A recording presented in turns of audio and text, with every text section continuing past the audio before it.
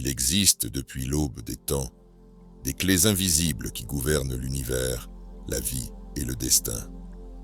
Des lois immuables, silencieuses, que seuls les initiés osent contempler.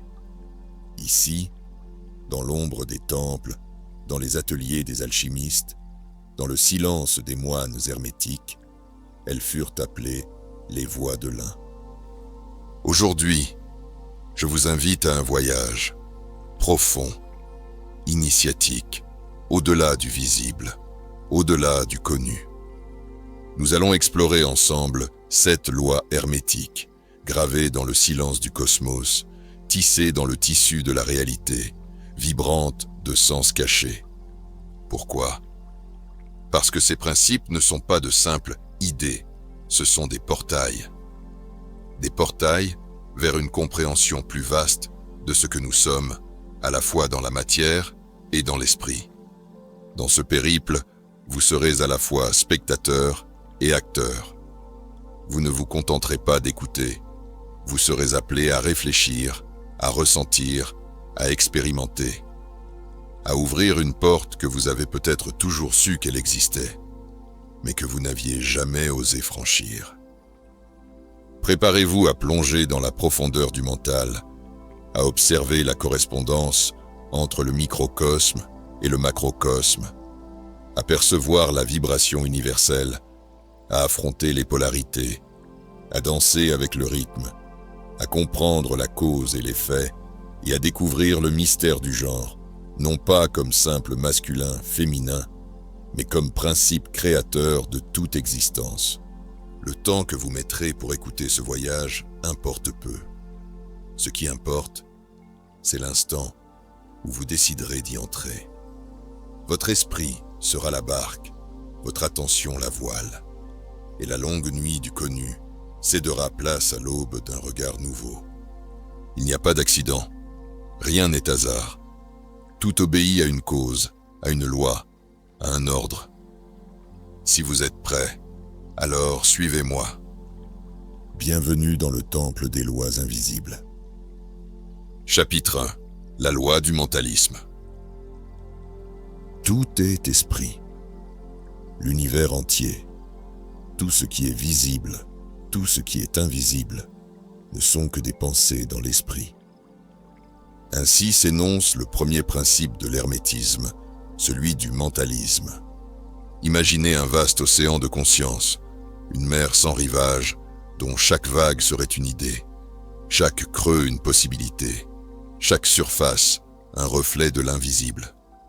Vous êtes à la fois la mer et la vague, le corps, la vie, les formes matérielles, tout est manifestation de cette mer intérieure. Derrière ce que nous appelons réalité, il existe un courant de pensée, une onde subtile, un souffle invisible. Dans cette optique, la pensée n'est pas un simple effet secondaire du cerveau. Elle est la matrice originelle de tout ce qui existe. Tout ce que nous percevons, tout ce que nous vivons, trouve sa racine dans l'esprit. Ainsi, ce que nous nommons réalité n'est pas un monde figé, indépendant de l'observateur. Il est un champ dynamique, vivant, en résonance avec l'esprit. Le mot mental trouve ses racines dans ment, l'esprit. Tout ce qui bouge, tout ce qui existe, d'abord pensée. Dans chaque idée, chaque intuition, chaque émotion, se cache une force créatrice. Nous ne sommes pas simplement les sujets de la vie, nous en sommes les architectes. Ce principe ne remonte pas au temps moderne seulement. Il est ancré dans la tradition hermétique attribuée à Hermès Trismégiste, figure mythique mêlant le dieu égyptien, Thoth, et le dieu grec, Hermès. Les écoles de l'alchimie, de la kabbale et des mystères ont transmis cet enseignement. L'univers est mental, la création est pensée, l'être est conscience. Selon l'axiome hermétique, le tout est esprit, l'univers est mental. Que signifie cela pour nous aujourd'hui ? Ce que nous percevons comme matière n'est pas absolu. Derrière elle se trouve un courant de pensée, de volonté, d'intention. Nous ne sommes pas de simples passagers de la vie. Notre esprit modèle ce que nous appelons la réalité. Et enfin, si tout est esprit, alors en modifiant notre esprit, nous transformons le monde. Considérez ceci. 2 personnes vivent dans la même ville, traversent les mêmes rues, fréquentent les mêmes lieux. L'une se réveille dans la peur, dans la contraction. L'autre dans la gratitude, dans l'ouverture. Le paysage demeure le même. Ce qui change, c'est l'état de pensée. Là se manifeste ce principe. L'univers ne réagit pas simplement. Il est notre esprit. Ou bien, imaginez un peintre face à une toile blanche. Cette toile est l'univers. Le peintre est votre conscience. Les couleurs sont vos pensées. Chaque coup de pinceau est une réalité qui prend forme. Vous n'êtes pas seulement spectateur, vous êtes acteur de l'œuvre. En pratique, voici un fondement concret de ce travail. Fermez les yeux. Observez la pensée la plus récurrente de votre esprit aujourd'hui. Est-elle expansive, créatrice, ouverte, ou contractée, limitante, fermée? Puis imaginez-la comme une étoile filante. Elle trace une trajectoire dans l'espace de votre esprit. Visualisez sa couleur, sa vitesse, son intensité. Modifiez l'image à votre guise. Changez la couleur. Ralentissez la vitesse. Laissez-la respirer. Dilatez-la. Puis, ouvrez les yeux. Posez-vous la question. Quelle pensée vais-je choisir pour le reste de cette journée? Réflexion et exercice pour à votre attention. Pendant 3 jours consécutifs, notez sur un carnet la pensée qui revient spontanément chaque soir avant de vous endormir. Le 3e jour, relisez-les et entourez celles qui, en vous lisant, vous semblent limiter votre vie, freiner votre élan. Pour chacune de ces pensées limites, écrivez la pensée inverse, celle qui ouvre, celle qui permet, celle qui invite. Le jour suivant, observez si vous vous surprenez à choisir consciemment cette pensée nouvelle. Chapitre 2. La loi de la correspondance. Ce qui est en haut est comme ce qui est en bas. Ce qui est en bas est comme ce qui est en haut. Tel est l'énoncé ancien du 2e principe hermétique, la correspondance. Imaginez-vous devant un miroir infini. Dans ce miroir, chaque pensée, chaque émotion, chaque forme que vous rencontrez dans votre vie extérieure trouve son reflet dans les profondeurs de votre univers intérieur. Vous marchez dans un monde qui est à la fois le reflet de votre esprit et le modèle de votre essence. Tout ce que vous voyez dehors porte la marque de ce que vous portez dedans. Le principe de la correspondance enseigne qu'il existe une harmonie subtile entre les différents plans de l'être. Le plan matériel, le plan mental, le plan spirituel. Les lois qui régissent l'infiniment grand, ceux des galaxies, des mondes, des sphères invisibles, sont également à l'œuvre dans l'infiniment petit, dans la pensée, dans la cellule, dans l'instant présent. En apprenant à observer une loi à un niveau inférieur, nous acquérons la clé pour la comprendre à un autre niveau. C'est la grandeur de cette vérité. L'univers est holographique. Il se répète à toutes les échelles. Autrefois, dans les textes hermétiques attribués à la figure mythique de Hermès Trismégiste, cette loi fut décrite comme une des clés majeures du temple intérieur. Elle enseignait que par l'étude attentive de soi-même, de ses propres réactions, de ses propres mondes intérieurs, on pouvait accéder par analogie aux secrets les plus élevés de la création. Par ce chemin, l'initié n'était plus simplement spectateur du cosmos, il en devenait le lecteur, le déchiffreur. Qu'est-ce que cela signifie concrètement pour notre existence quotidienne? Si, en vous, règne l'agitation, la confusion ou la peur, vous découvrirez ces états projetés dans votre environnement. Relations tendues, ambiance chaotique ou obstacles répétés. À l'inverse, si vous cultivez la paix, la clarté et l'ouverture, cette qualité se retrouvera dans votre monde extérieur. Rencontres synchrones, flux harmonieux, opportunités inattendues.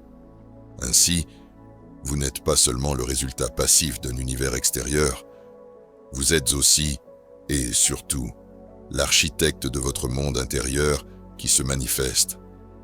Pour illustrer, imaginez un arbre dont les branches semblent se tendre vers le ciel et dont les racines plongent profondément dans la terre.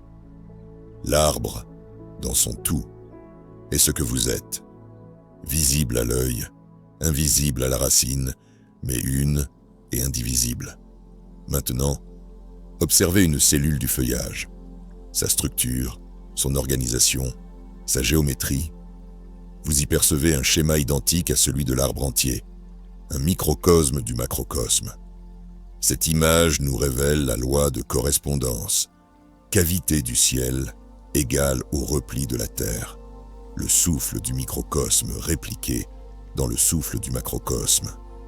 Pour aller plus loin, réfléchissez à vos pensées et à vos choix comme à des modèles gravés dans une tablette invisible. Chaque décision, chaque émotion forte inscrit un motif dans cette tablette, un motif que la vie, l'univers, vous renvoie sous forme d'événements, de rencontres, de formations.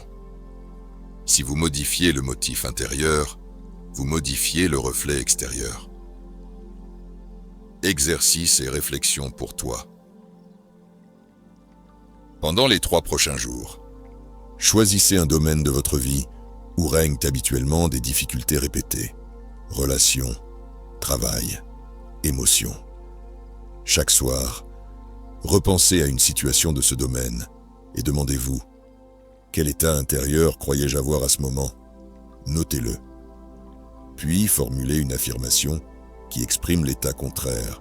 Par exemple, « Je choisis l'ouverture », « Je choisis la clarté ». Le jour suivant, observez si, dans cette situation clé, votre réaction suit l'affirmation ou reste fidèle à l'ancien état.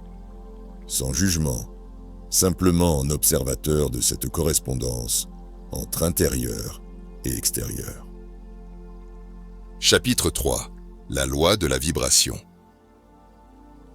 Rien ne repose, tout bouge, tout vibre. Ainsi est formulé le 3e principe hermétique, la vibration. Tout ce qui existe, matière, énergie, pensée, esprit, est en mouvement. Rien n'est statique. Même l'atome, pourtant invisible à l'œil nu, vibre, oscille, frémit. Ce principe nous apprend que les différences entre les formes de la réalité ne tiennent qu'au mode et au rythme de vibration. Les anciens sages hermétiques affirmaient que de l'âme universelle au plus grossier des corps, tout est en vibration. La seule différence réside dans l'intensité et la vitesse. Ce constat trouve un étonnant écho dans les découvertes modernes de la physique. La matière est énergie, l'énergie est vibration, la vibration est conscience.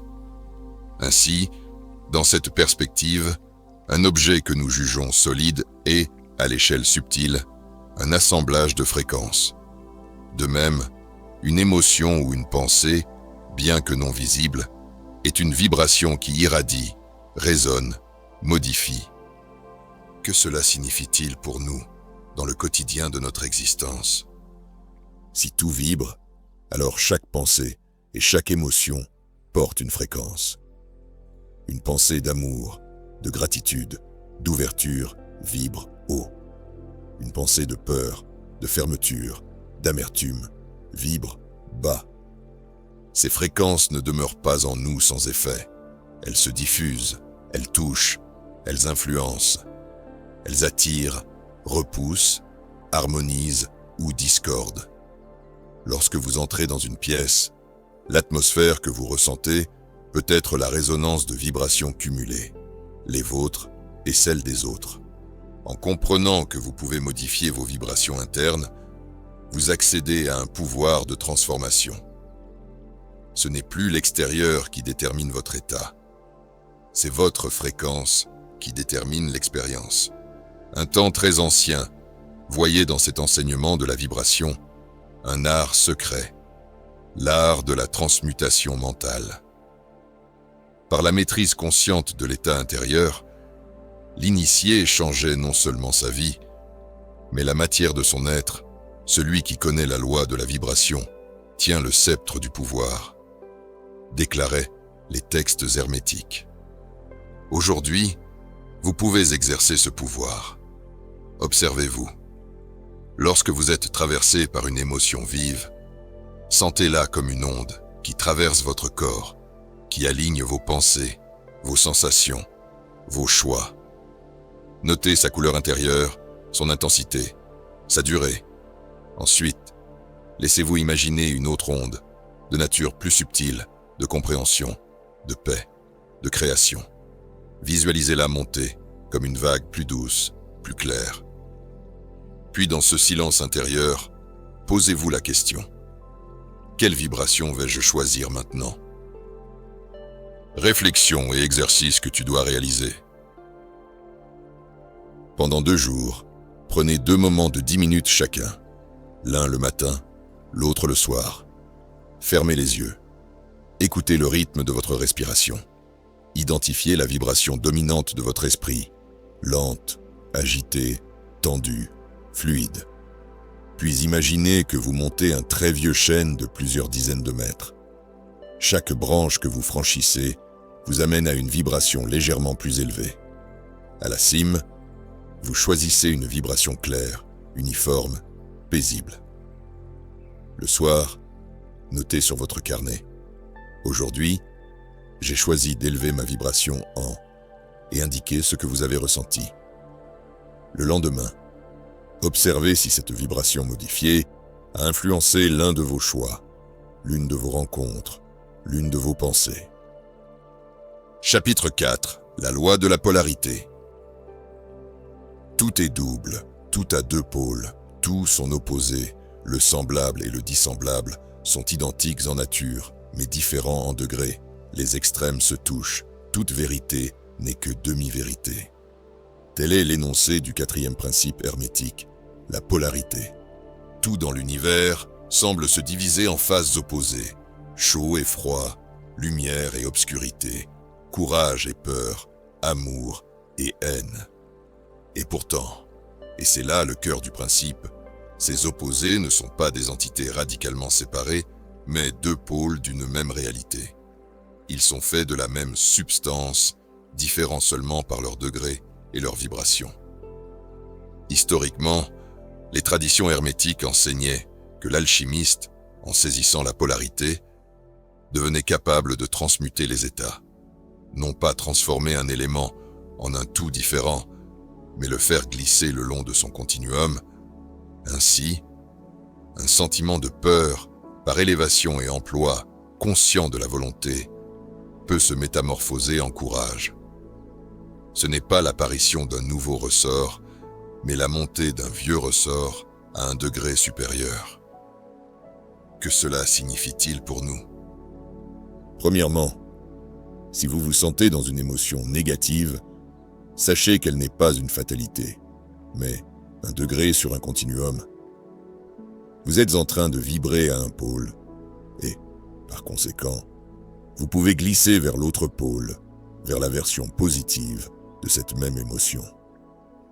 Deuxièmement, reconnaître que tout possède son opposé permet de sortir de la dualité figée.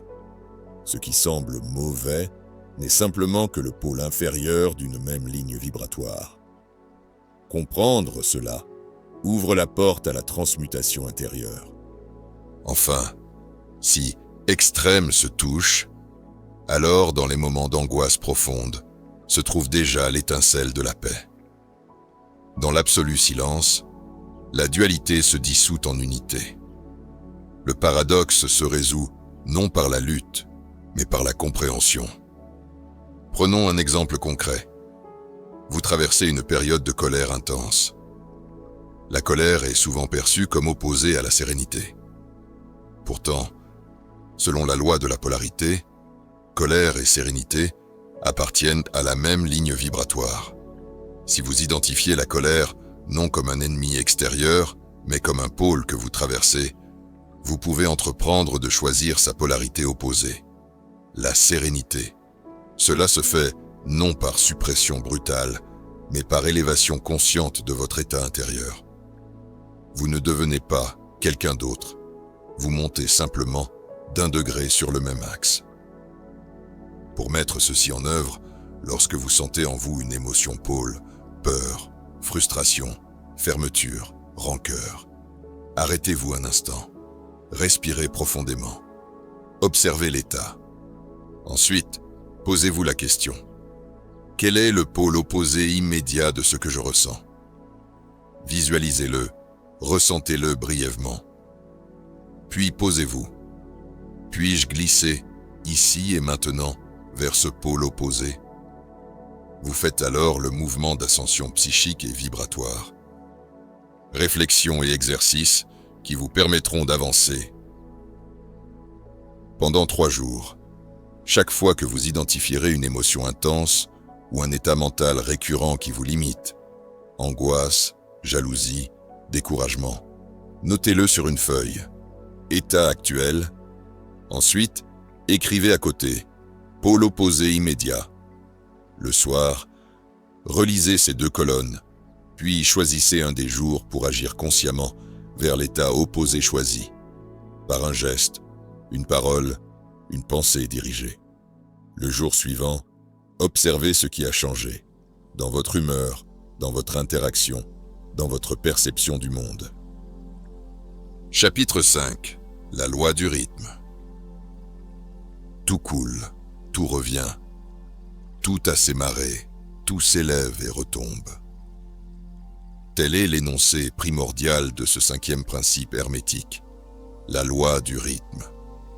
Chaque battement d'aile d'un oiseau, chaque vague qui s'écrase sur un rivage, chaque respiration, inspiration, expiration, tout dans l'univers témoigne de ce flux incessant.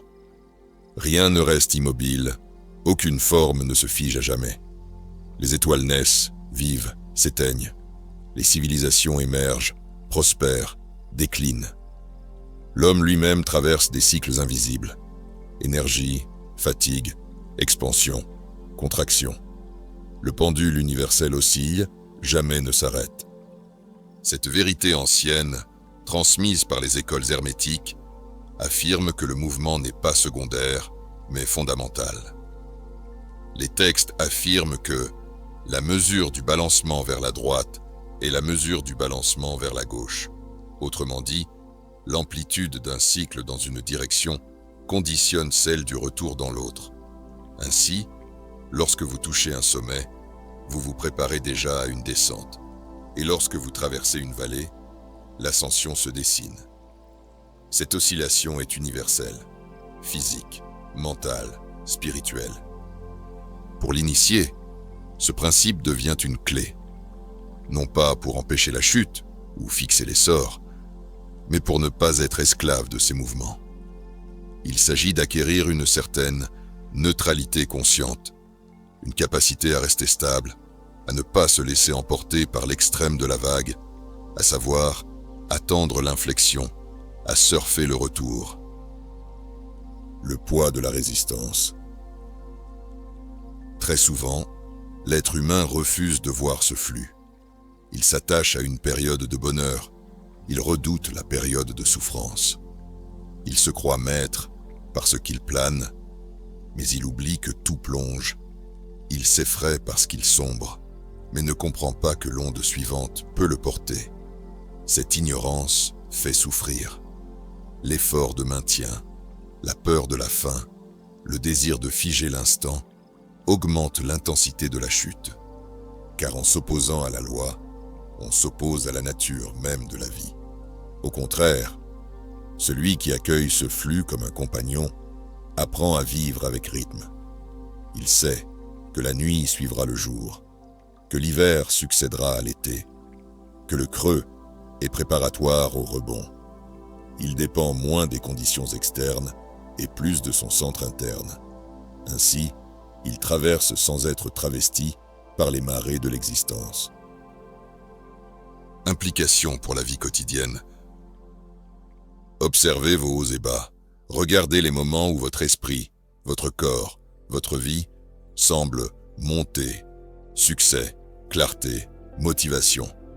Puis ceux où ils descendent, fatigue, doute, inaction. Chaque phase est une oscillation dans le rythme universel.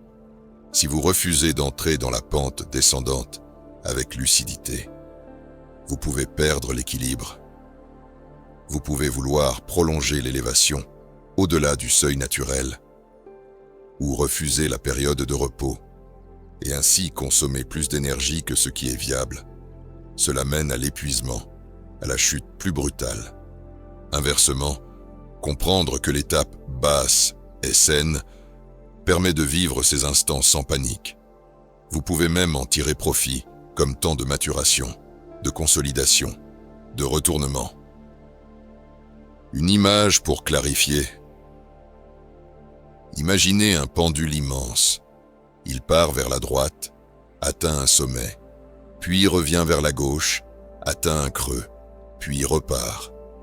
Vous êtes ce pendule, non seulement dans votre corps, mais dans votre esprit. Si vous vous accrochez à la droite, vous tomberez. Si vous constatez le mouvement et choisissez d'être l'axe immobile autour duquel ce pendule oscille, alors vous ne serez plus emporté. Vous resterez en conscience, même quand le pendule bougera. Cette image se décline dans tous les domaines, dans vos émotions, vos projets, vos relations, vos états d'âme. Le rythme est à la fois loi et maître silencieux. Apprendre à le lire plutôt qu'à le subir est un des chemins de l'initié. Exercice et réflexion pour vous permettre d'avancer.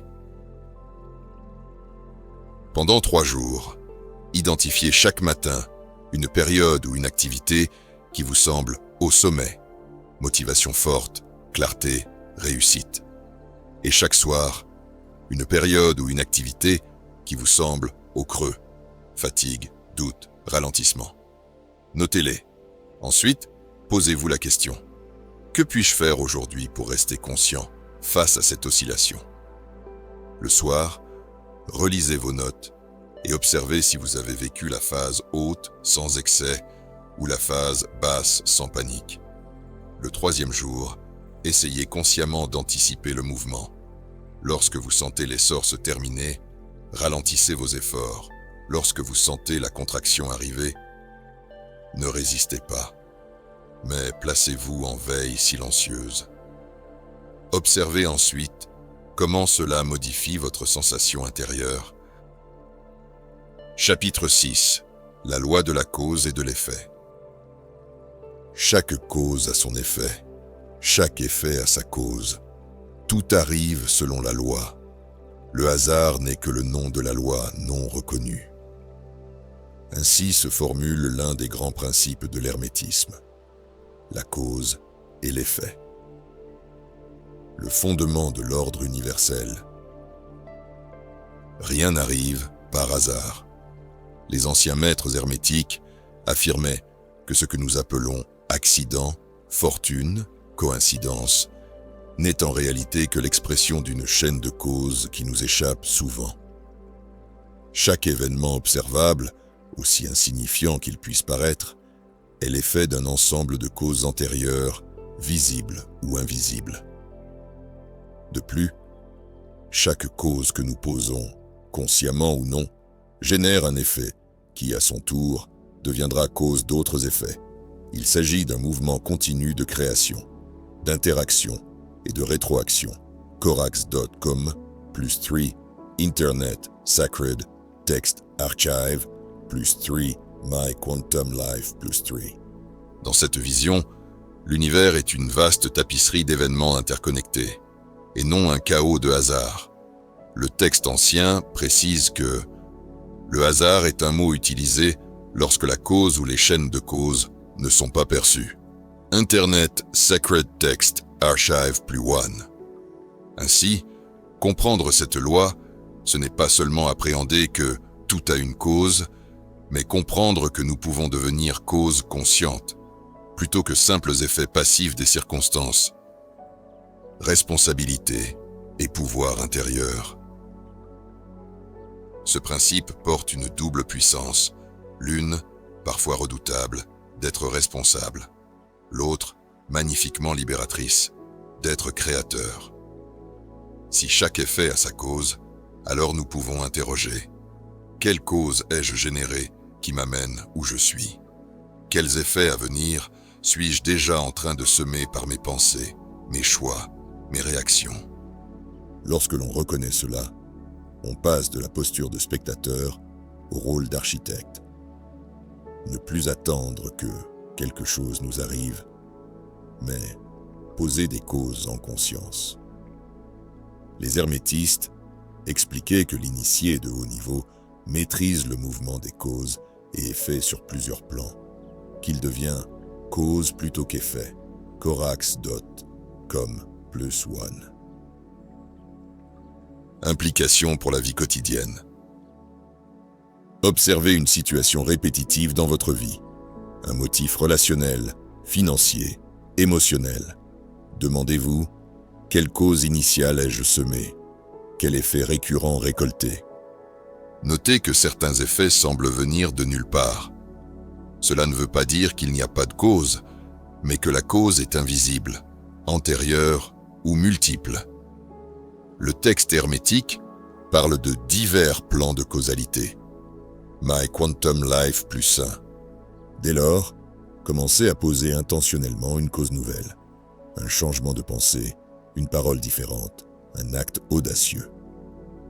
Observez l'effet qui se déploie dans les jours, les semaines, les mois. Métaphore illustrative. Imaginez un lac parfaitement calme. Une pierre y est jetée.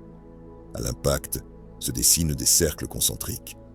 Chaque onde se propage, atteint la rive, revient, touche d'autres éléments. Vous êtes cette pierre jetée, votre pensée, votre choix, votre parole. Le lac est le monde. Les ondulations sont les effets que vous générez. Ce que vous lancez finit toujours par revenir, transformé, poursuivant sa route dans des chemins invisibles. Exercices et réflexions pour vous permettre d'évoluer dans votre démarche. Pendant 3 jours consécutifs, chaque matin, choisissez un acte simple, un mot que vous dites, une décision que vous prenez, un regard que vous posez, que vous considérez comme une cause consciente. Le soir, notez sur un carnet l'effet observé. Qu'avez-vous provoqué ? Quel retour cette cause a-t-elle fait vers vous ou vers le monde ? Le 3e jour, relisez vos notes. Repérez une cause que vous n'auriez pas posée ou que vous souhaiteriez poser à l'avenir. Puis, mettez-la en œuvre dès le lendemain matin et observez l'effet qui en découle. Chapitre 7. La loi du genre. Le genre est en toute chose. Tout a ses principes masculins et féminins. Le genre se manifeste sur tous les plans. Ainsi s'exprime le 7e grand principe hermétique, celui du genre. Ce principe ne se réfère pas uniquement au genre biologique ou à la distinction homme-femme telle que définie socialement. Il s'adresse à une vérité beaucoup plus profonde, l'existence, à tous les niveaux, de 2 principes fondamentaux, le masculin et le féminin, qui entrent en jeu dans la création, la manifestation, l'évolution. Chaque atome, chaque pensée, chaque souffle contient en lui une dualité créatrice, un principe qui initie, un principe qui reçoit, un principe actif, un principe réceptif. Le genre dans l'univers. Dans la nature, cette loi se voit clairement. Le semeur et le sol, le germe et la matrice, le souffle et la forme. Mais elle s'étend également dans le monde invisible, dans la pensée, dans l'intuition, dans la volonté. Le masculin peut être défini comme la poussée, l'acte, l'affirmation. Le féminin comme la réception, la maturation, la fécondation. Et c'est seulement par l'union de ces deux que naît toute création authentique. Les anciens hermétistes affirmaient que la création est la union du masculin et du féminin dans l'âme universelle. Le texte du Kybalion le rappelle. Gender is in everything. Everything has its masculine and feminine principles. Gender manifests on all planes. Ce principe rappelle que le masculin et le féminin ne s'excluent pas, mais se complètent, se fécondent, s'élèvent ensemble. Ce qu'il signifie pour nous. Comprendre cette loi, c'est d'abord percevoir à l'intérieur de soi ces deux mouvements. Vous pouvez découvrir, au fond de vous, un principe qui veut agir, changer, transformer le masculin, et aussi un principe qui veut accueillir, ressentir, recevoir le féminin. L'équilibre de ces deux n'est pas imposé de l'extérieur, c'est un travail intérieur, une écoute de la dynamique qui vibre en vous. Si l'un de ces principes domine sans l'autre, la désharmonie apparaît, un excès d'action sans conscience ou une réception sans direction. Inversement, lorsque les deux principes circulent en vous, la création devient fluide. Vos actes portent du sens, vos réceptions portent de la vie. Vous ne devenez plus simplement acteur ou victime, mais co-créateur. Application dans la vie quotidienne. Observez une situation dans votre vie où vous sentez soit une forte impulsion d'agir, de construire, de forcer, soit au contraire un état d'attente, de passivité, de réceptivité. Demandez-vous, est-ce que je permets aux principes complémentaires de m'exprimer ? Si vous agissez sans accueillir, vous risquez l'usure. Si vous recevez sans poser de direction, vous risquez l'inertie. Essayez de cultiver cette dualité consciente. Lorsque vous prenez une décision, impliquez-vous dans l'acte masculin, puis écoutez le retour, ajustez-vous, féminin. L'alternance consciente transforme vos expériences. Métaphore pour saisir ce principe. Imaginez-vous comme un jardinier et un sol fertile à la fois. Le jardinier, masculin, plante, irrigue, veille. Le sol, féminin, reçoit, nourrit, fait germer. S'ils ne travaillent pas ensemble, rien de durable ne peut pousser. Si l'un seul agit, l'équilibre se rompt. Mais si tous deux sont présents, le jardin fleurit. De même, vous êtes à la fois le planteur et la terre. Reconnaître vos deux faces vous rend maître du cycle créateur. Réflexion et exercice pour vous permettre d'avancer. Pendant 3 jours consécutifs, chaque matin, identifiez un acte que vous posez, quelque chose que vous voulez construire, créer, initier. Notez-le. Puis, chaque soir, identifiez une réception que vous avez faite, une pensée que vous avez accueillie, une émotion que vous avez laissée émerger, une opportunité à laquelle vous avez ouvert. Notez-la aussi. Puis, à la fin du 3e jour, relisez les 6 entrées, 3 actes, 3 réceptions, et demandez-vous, dans quelle mesure mes actes ont-ils fait place à la réception ? Dans quelle mesure ma réception a-t-elle inspiré un nouvel acte ? Le lendemain, choisissez un acte et une réception associée. Posez-vous pour initier et pour recevoir.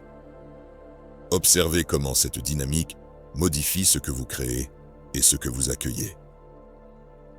L'entrelacement des lois. Comment les 7 principes s'unissent et se renforcent. Aucun principe ne fonctionne seul. Chacun est fil d'un même tissu. Chaque loi résonne avec les autres et crée une trame plus vaste que la somme de ses parts. Lorsque nous avons exploré successivement les 7 lois, le mentalisme, la correspondance, la vibration, la polarité, le rythme, la cause et l'effet, et le genre, il était peut-être facile de les considérer comme des chapitres isolés, des clés distinctes dans un trousseau ancien. Mais la véritable puissance hermétique se trouve dans leur entrelacement, dans cette danse silencieuse où chaque loi influence, soutient, modifie les autres, ouvrant un réseau intérieur de compréhension que seul l'initié perçoit. 1. Le tissage invisible des principes. Imaginez un maître tisserand manipulant un métier à tisser ancestral. Chaque fil représente une loi. Si vous tirez un seul fil, celui du mentalisme par exemple, vous obtenez une ligne solide mais plate.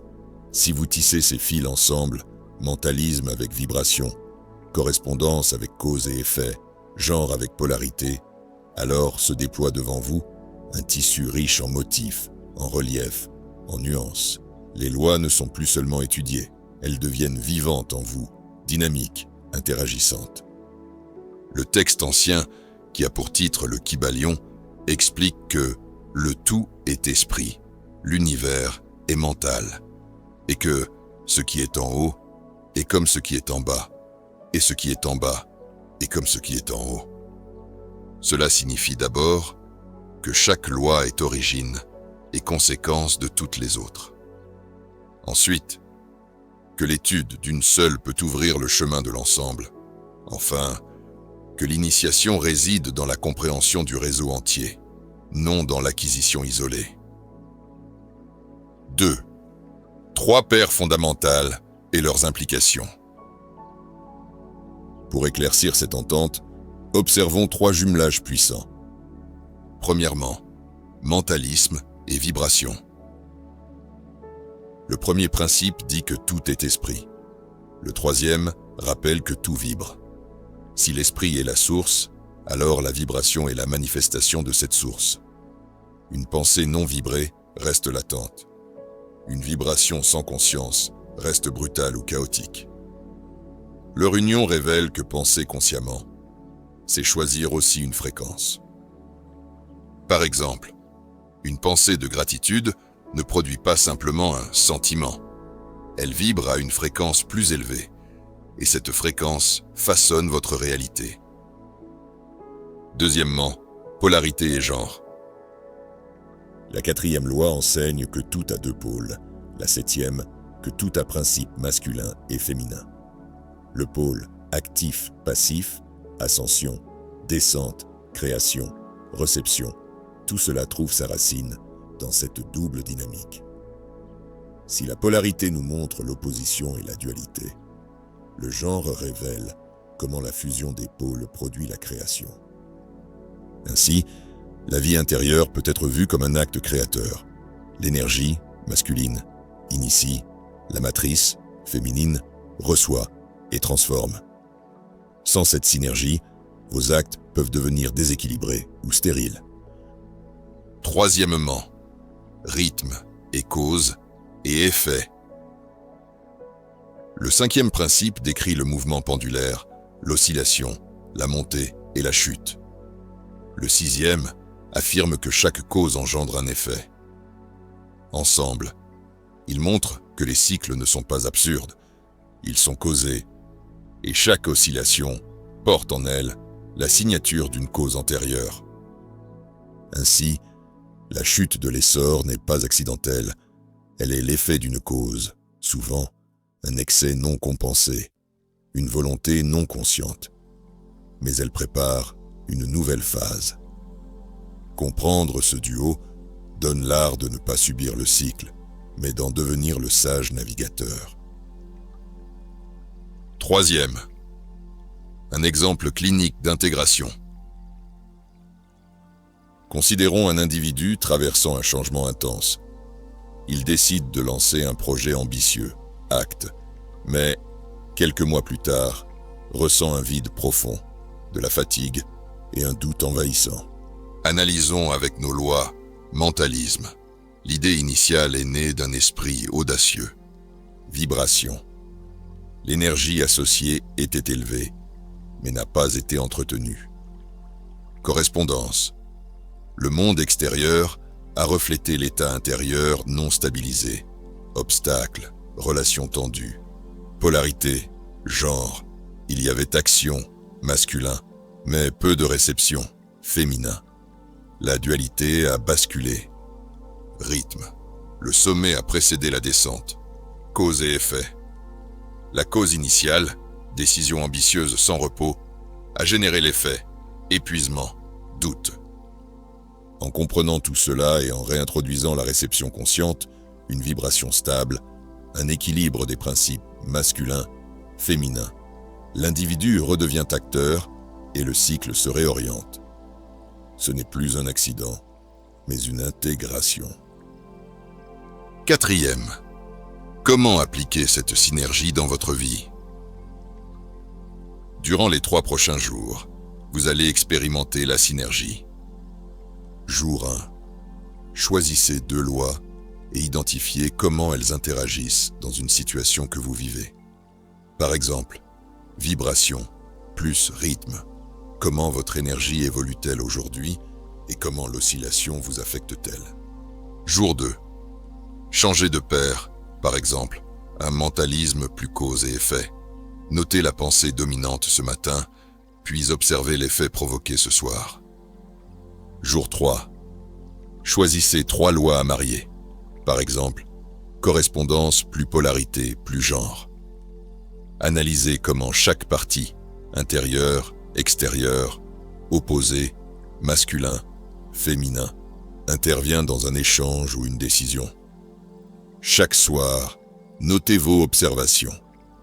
Ce que vous avez vu, ressenti, modifié. Ces entrées deviennent les fils de votre propre tissu hermétique.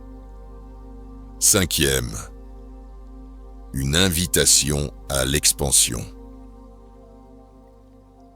Pour aller plus loin, sachez que les anciens maîtres ne s'arrêtaient pas à l'application isolée de chaque loi. Ils cherchaient l'état unifié, celui où toutes les lois se meuvent en parfaite harmonie. Ils parlaient de maîtriser le fait que l'on est cause, de s'élever au-dessus du pendule du rythme, de s'unifier au pôle dans le silence de l'esprit. L'expérience n'était pas purement mentale.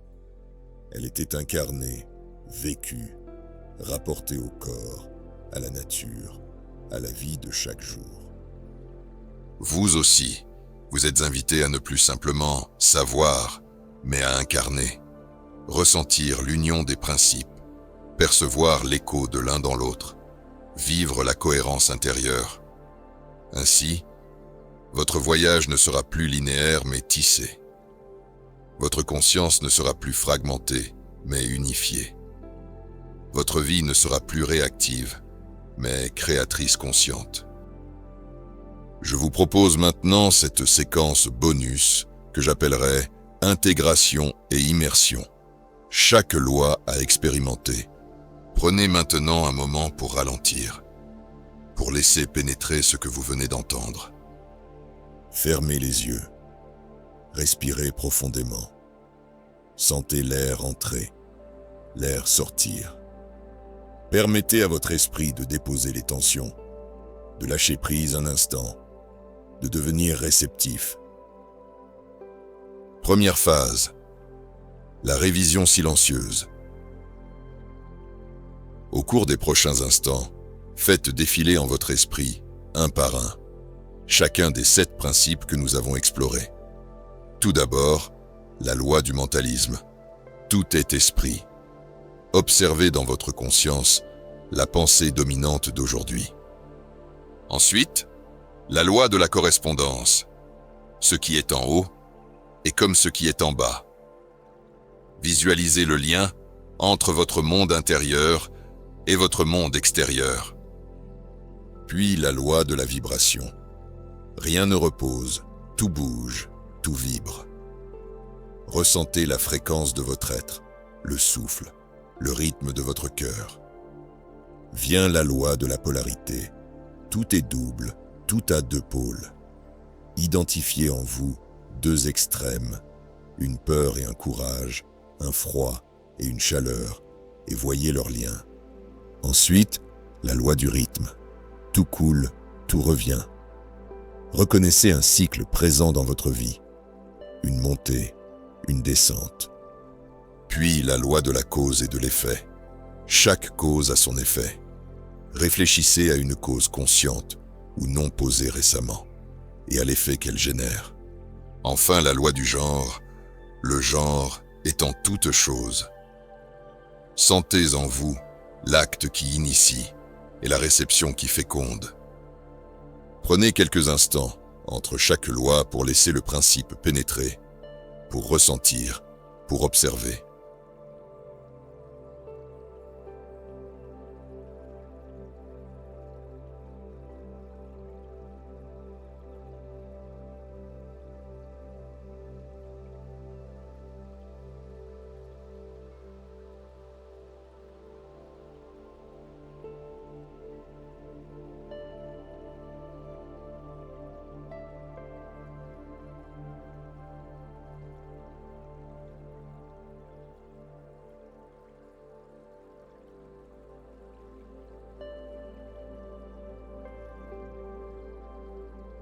Deuxième phase, l'expérience immersive guidée. À présent, imaginez que ces 7 lois s'entrelacent en vous comme les branches d'un arbre sacré. Vous êtes le tronc. Vous êtes les racines. Vous êtes les branches qui s'élèvent vers la lumière. Chaque loi est une direction. Chaque loi est un souffle. Respirez profondément, encore 2 fois. À l'inspiration, laissez monter une énergie nouvelle. À l'expiration, laissez partir ce qui n'est plus utile. À l'inspiration, imaginez la lumière du mental clair. À l'expiration, sentez-vous vibrer, résonner, accueillir. À l'inspiration, voyez l'arbre de votre vie s'élever.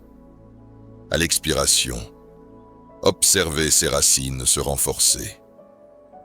Entendez la correspondance entre le ciel et la terre. Ressentez la polarité et son mouvement vers l'unité. Percevez le rythme de votre propre cycle, votre respiration, votre battement. Prenez conscience de votre pouvoir de cause, de votre capacité à poser un effet nouveau. Et enfin, accueillez l'équilibre interne du masculin et du féminin, action et réception.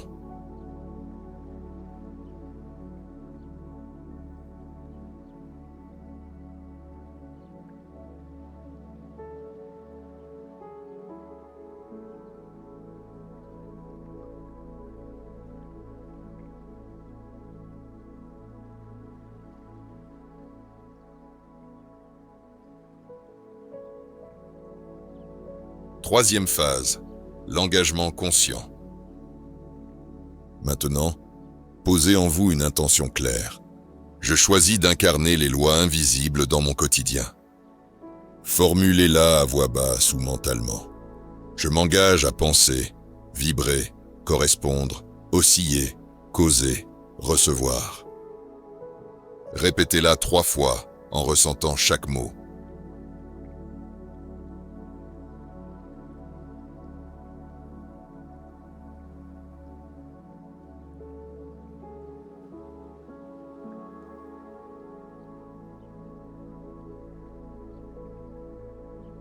Quatrième phase, le retour progressif. Reprenez doucement contact avec l'environnement autour de vous. Sentez le support sous votre corps. Remuez légèrement les orteils, les doigts. Prenez une profonde inspiration. À l'expiration, imaginez que vous revenez au monde extérieur, mais transformé, plus conscient, plus solide.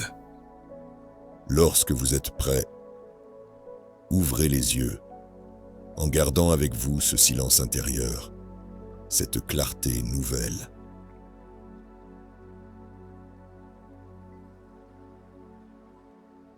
Pour terminer notre voyage au sein des lois hermétiques, je souhaiterais vous conter l'histoire de Eliphas Lévi, l'initié des temps modernes. Né sous le nom d'Alphonse Louis Constant le 8 février 1810 à Paris, Eliphas Lévi apparaît comme un des ponts majeurs entre les traditions hermétiques antiques et le renouveau ésotérique du XIXe siècle. Une jeunesse entre foi et questionnement. Fils d'un cordonnier, Constant suit d'abord une formation ecclésiastique. Il entre au petit séminaire de Saint-Nicolas du Chardonnay, puis au séminaire de Saint-Sulpice. Mais très tôt, il ressent l'appel d'un monde au-delà des dogmes, d'une recherche plus vaste de l'esprit. À la veille de son ordination sacerdotale, il fait volte-face, abandonne la voie ecclésiastique. Un acte qui marquera le point de départ d'une quête ésotérique profonde.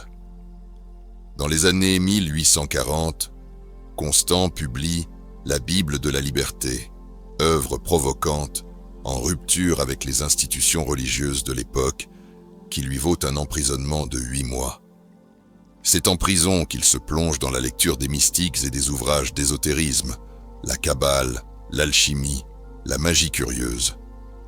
Il adopte le pseudonyme Eliphas Lévi, traduction hébraïque d'Alphonse Louis Constant, afin de marquer sa renaissance dans l'héritage hermétique.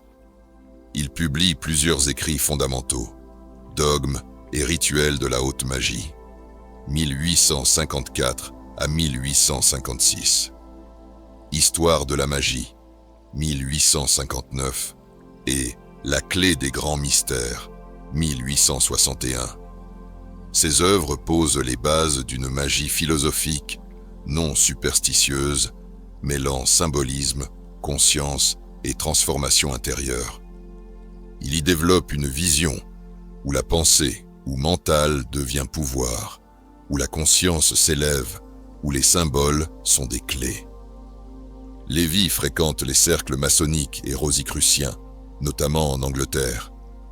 Il est reçu maître le 21 août 1861 dans la loge La Rose du Parfait Silence. Cependant, il se retire rapidement, estimant que les institutions ont oublié l'essence même de l'initiation, la transformation personnelle. Il multiplie les expériences, les travaux, les publications, mais vit souvent dans la précarité matérielle. La pensée d'Eliphas Lévi influence profondément l'occultisme occidental. Il inspire la tradition du tarot, la symbolique maçonnique, la théosophie, et ouvre la voie à des figures comme Aleister Crowley. Ses écrits articulent hermétisme, kabbale, magie et conscience, créant un pont entre le vieux savoir et les formes modernes de spiritualité. On pourrait dire que la vie de Lévi est elle-même une illustration des lois hermétiques. Il quitte la structure ecclésiastique pour entrer dans la liberté de l'esprit. Et fait. Il expérimente des états de pensée et des vibrations nouvelles. Il navigue entre polarités, l'institution et la liberté, la foi et le renoncement. Il incarne le rythme des années de succès et de lutte, de reconnaissance et de solitude. Il comprend que tout est esprit, que tout vibre, que tout est cause et effet, et que tout genre de principe, masculin ou féminin, est à trouver en soi. Lévi laisse une phrase qui pourrait être gravée en lettres de lumière. Le vrai maître n'est pas celui qui fait adorer les signes, mais celui qui éveille la conscience. Son message est clair. Il ne s'agit pas de pratiques spectaculaires, mais d'un travail intérieur, constant, humble. Et si vous vous reconnaissez dans cette quête, sachez que votre propre vie peut devenir un livre d'initiation. En conclusion, nous avons cheminé ensemble à travers les 7 lois hermétiques, des portails vers une compréhension plus vaste, plus profonde, de ce que nous sommes et de ce que peut devenir notre existence. Du mentalisme à la correspondance, de la vibration à la polarité, du rythme à la cause et l'effet, jusqu'au genre, chacun de ces principes ouvre une dimension de l'être et du monde, une inscription invisible mais puissante dans l'architecture de la réalité. Mais comprendre n'est pas simplement accumuler des savoirs. L'initié ne s'arrête pas aux mots, il les incarne. Il reconnaît que la vraie transformation ne vient pas de l'extérieur, mais de cette dynamique intérieure qui passe de l'observation à l'action consciente. Vous avez désormais les clés. Il vous reste à tourner la poignée. Aussi, je vous invite à faire un pas supplémentaire, intégrer ces lois dans votre vie. Quand vous pensez, souvenez-vous que tout est esprit. Quand vous vivez, reflétez-vous que, comme en haut, ainsi en bas. Quand vous ressentez, écoutez que tout vibre. Quand vous traversez un extrême, sachez que tout a deux pôles. Quand vous êtes aspiré par l'ascension ou par la chute, souvenez-vous que tout coule, tout revient.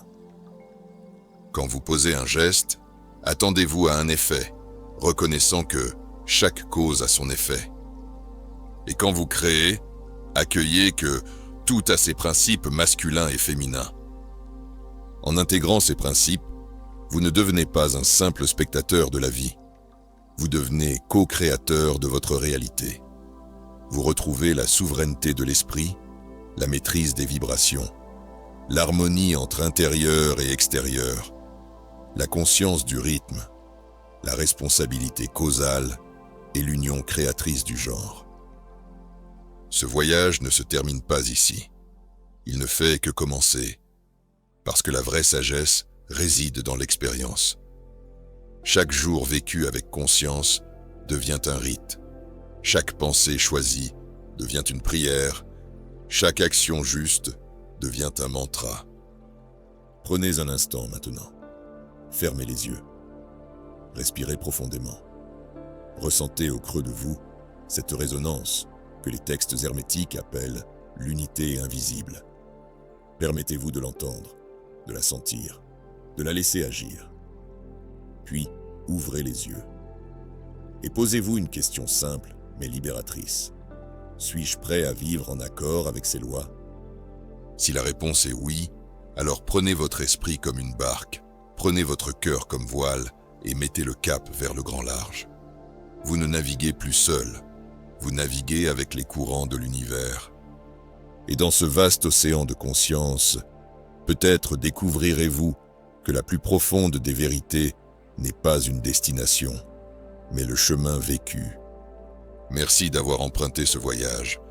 Que la clarté illumine vos pas, que l'harmonie rythme votre souffle, que la conscience élève vos actes. Au-delà du visible, il y a l'invisible. Et dans l'invisible, vous êtes à la fois l'explorateur et l'horizon.